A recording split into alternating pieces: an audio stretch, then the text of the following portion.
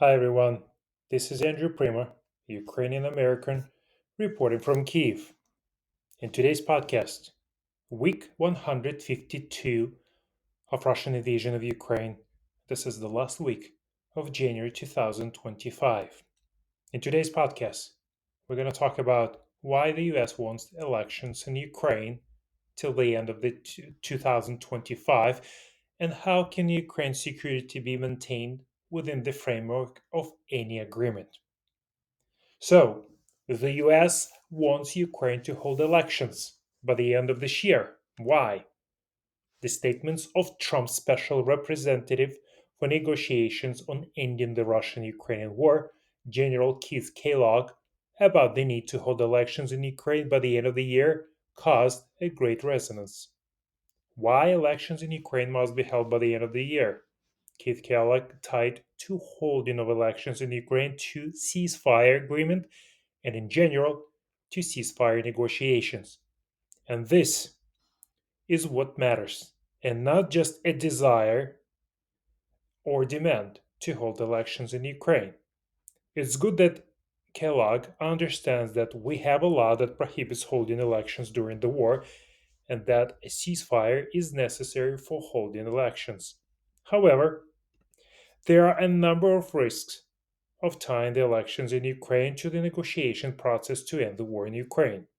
And it's bad that Kellogg doesn't take this into account. So, several articles in the media mentioned these risks with a reference to several experts. The third fundamental circumstance is elections in Ukraine, both presidential, parliamentary, and local, will inevitably take place as soon as the war ends. And at the same time, it will take some time to prepare for the elections, at least 3 4 months, and according to experts, at least half of a year. The problem is not the lack of elections, but the continuation of the war and the funding of the elections. Why is this topic of elections in Ukraine being raised again? The simplest explanation is that this topic is popular among Republicans, especially Trump supporters. Back in 2023, Senator Lindsey Graham spoke out in favor of holding elections in Ukraine even during the war. At that time, this caused a surge of emotions in our country and a heated discussion about the possibility of elections during the war. Public opinion polls have shown that most Ukrainians are against elections during the war. President Zelensky has also publicly agreed with this position. As a result, the presidential elections in Ukraine were postponed until after the war. But this idea remains popular among Trump supporters. And Keith Kellogg also tells that most democratic countries hold elections during the war. The statement is highly controversial, but it is significant that General Kellogg is voicing it. There is no doubt that the topic of elections in Ukraine is being raised in connection with negotiations to end the war in Ukraine, as Keith Kellogg himself says. He doesn't, however, say that Russia is raising this topic particularly, but the discussions about that is actually taking the place more often. So I have no doubt that Russia is provoking this topic, and it seems that the Americans do not quite understand this Kremlin game since they are being played on such topic. Can the topic of elections be an element of pressure on Ukraine, both from the US and from the Russian Federation? Of course, it can, especially from the Russian Federation. Given the mood in the Trump administration, the US may also join this pressure. Therefore, our negotiators need to take this scenario into account and prepare to neutralize provocations from the Russian side. What risks may arise in connection with the Kremlin's promotion of the topic of elections in Ukraine? First, the Kremlin will try to impose on the Americans the thesis about the illegitimacy of the Ukrainian authorities and they need to hold elections during the war. However, holding elections during the war will split Ukrainians into political camps and weaken our resistance to Russian aggression. There may also be a political risk of political destabilization during the elections or after their results. Given all the problems of holding elections during the war, their results can always be questioned. In particular, the Kremlin may do this in order to continue the war against Ukraine. Therefore, in no case should we agree to hold elections during the war, and even at the request of Russia. Secondly, if the elections in Ukraine are the subject of agreements with Russia, then the Kremlin will very likely demand the participation of pro Russian political forces, including Medvedchuk, in this election. One can imagine the reaction one can imagine the reaction this will cause in Ukraine, and Ukraine is unlikely to agree to such demand from the Kremlin. In turn, Russia can use this refusal to accuse Ukraine of disrupting the agreements and peace talks, and such a situation will be used to provoke sharp contradictions between the US and Ukraine in the process of negotiations and to put us in front of Trump. That is why we're talking about the Kremlin's negotiation trap on this topic of elections. And American negotiators must be warned about this trap in advance.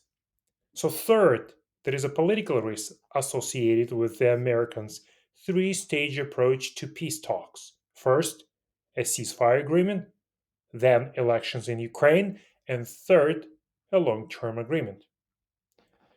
Paradoxically, Ukraine would be perfectly happy with just a ceasefire agreement and prisoner exchange.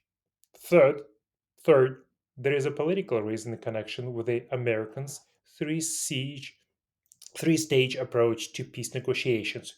First, a ceasefire agreement, then elections in Ukraine, and then long-term agreement. So Ukraine would be quite satisfied with just a ceasefire agreement and prisoner exchange. But Russia wants a longer term agreement, a peace treaty in which it intends to force Ukraine to commit to recognizing the Russian status of the territories that the Russian Federation occupied and annexed in Ukraine, to neutral status and renunciation of claims to join NATO, to demilitarization, reduction of the armed forces of Ukraine by several times, and denazification. Naturally, Ukraine is extremely not satisfied with this approach. However, I very much doubt that the Kremlin will agree to a truce for the duration of peace negotiations. During the war against Ukraine since 2014, Putin has always used military pressure on the negotiations process. So, even if we agree to a ceasefire, how the main question is how can Ukrainian security be maintained within the framework of any agreement? So the consideration of this issue had led to proposals for a multinational force, which would be primarily European. Sometimes they are called peacekeeping forces, including Keir Starmer when discussing a possible British contribution, but at other times they are described as deterrent or barrier, although these are entirely different concepts. So far, these have only been preliminary discussions on this subject, so a certain amount of loose language is to be expected. But these labels matter because they can be misleading about the scale of the effort or imply more than can reasonably be achieved. Can security really be a guarantee? Should the peace be preserved? Security guarantees can take many forms, as Bruno Tetre showed in his July 2023 post. Some will be taken more seriously than others. So, the aim of the piece is to help bring some clarity to the debate by unpacking these concepts and relating them to the current situation in Ukraine. So, security guarantees. Security guarantees are a way of reassuring vulnerable states that other countries will come to their aid if neighboring predators attack them. If such guarantees are offered, the predators will hopefully be deterred. The gold standard remains Article 5 of the 1949 North Atlantic Treaty, which states that the parties agree that an armed attack against one or more of them in Europe or North America shall be considered an attack against them all. In the event of such an attack, each party agrees to assist those attacked by taking immediately, individually, and in concert with other parties, such action as deems necessary, including the use of armed force, to restore and maintain the security of the North Atlantic area. So let's recall the Budapest Memorandum. Ukraine has more reason to be skeptical of security guarantees than others because it has been let down in the past. If you remember, in 1994, it gave up the nuclear arsenal it inherited from the old Soviet Union, which was pretty useless at that time since it was not controlled from Ukraine and they didn't have the resources to turn it into a sustainable force. In the Budapest Memorandum, in addition to a good financial package, Ukraine received compensation in the form of commitment from the US, UK, and Russia, and later France and China to respect the independence, sovereignty, and existing borders of Ukraine, which means not threatening force or restoring to economic cohesion, and to provide assistance if Ukraine becomes the victim of an act of aggression or the subject of the threat of aggression involving the use of nuclear weapons. It would seem that everything is extremely clear. However, when Crimea was annexed 20 years later, after Budapest Memorandum was signed, it was annexed by Russia and a party to the Budapest Treaty. The other parties did nothing but raise complaints and impose limited economic sanctions. When dictator Putin was asked about the violation of Ukraine's sovereignty, his slippery explanation was that due to the change of government in Kiev, a new state has emerged. But with this state, and regarding this state, we have not signed any binding documents. So later, Foreign Minister Lavrov tried to use a different argument, mistakenly stating that it contained only one obligation not to use nuclear weapons against Ukraine. No one threatened to use nuclear weapons against Ukraine. As for the lack of firm response from the US and the UK, this is in line with the wording of the memorandum, which speaks of the assurance but not guarantees. This distinction might not seem like much of a difference, but the assurance do not imply the use of military force, and the question arises whether the US Senate would be able to ratify the stronger wording. So, Ukraine and NATO. This explains why Ukraine wants more substantial commitment this time. According to Ukrainian President Zelensky, this can only be achieved by Ukraine joining the NATO, and not just through Article 5. It will become a part of a large collective security organization with an integrated military command where states exchange standards and work together on equipment projects, force planning, arms procurement, and training. Ukraine desire to join NATO arose in the early 2000s, but after the alliance's Bucharest summit in 2008, the issue was sidelined. As a result of a difficult compromise between German Chancellor Merkel and the US President Bush, the option was left open. But nothing was done to advance Ukraine's membership. When Kiev remained disappointed, The very possibly the very possibility of Ukraine's future membership in NATO served as a pretext for Putin to launch a full-scale invasion in February 2022. One of his many speculative arguments was that Ukraine, as a NATO member, could launch a campaign to reclaim Crimea and crush pro Russian enclaves in Donetsk and Luhansk, invoking Article 5 and enlisting the active support of other alliance members. Of course, Article 5 doesn't work that way. The principle is that an attack on that an attack on one should be considered an attack on all, not that an attack on one should become an attack on all. Ukraine formally applied to join the alliance on September 30, 2022. This was met with understanding, but when the issue was considered in the summer of 2023, Zelensky was again left disappointed. President Biden noted, "I don't think there, I don't think there is an anonymity in NATO on whether they accept Ukraine to NATO family now, at this moment, in the midst of the war."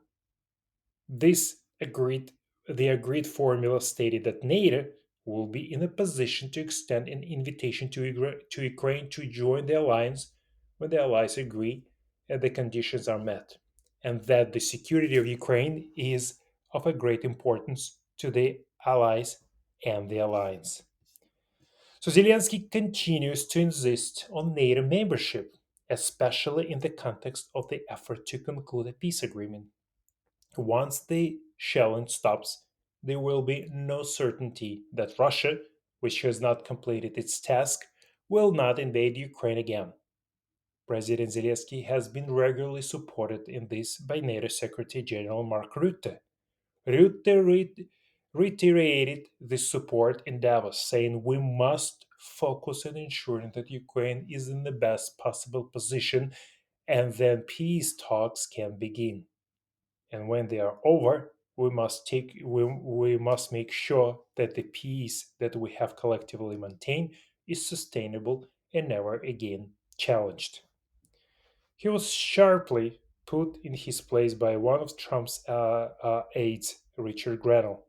"You are going to be in a serious opposition to America if the NATO Secretary General says that Ukraine should be in NATO. The American people are the ones who pay for for our defense.